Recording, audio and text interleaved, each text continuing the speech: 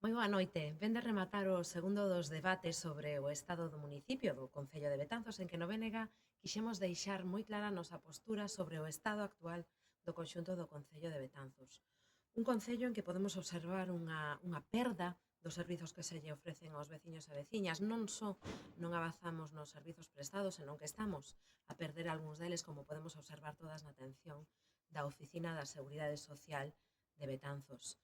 Un pleno en que tamén quixemos deixar claro a nosa discrepancia co modelo de cidade ou coa carencia de modelo de cidade por parte do goberno do PSOE.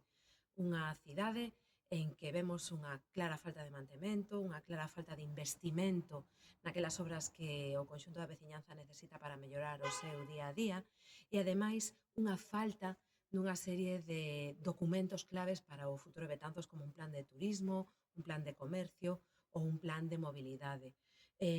Caso aparte, merece tamén mención a cuestión da xestión económica, cun goberno cunha malísima xestión económica que fixo que o noso concello estea inmerso nun plan de pago a provedores polo Ministerio de Facenda. En definitiva, no BNG temos que darlle o suspenso a esta xestión do goberno local neste ano e no conxunto deste último mandato e seguimos esperando un apoio que nos faga cambiar a dinámica que está asumida o Concello de Betanzos, porque creemos que é posible e que os betanceiros e as betanceiras así o merecen.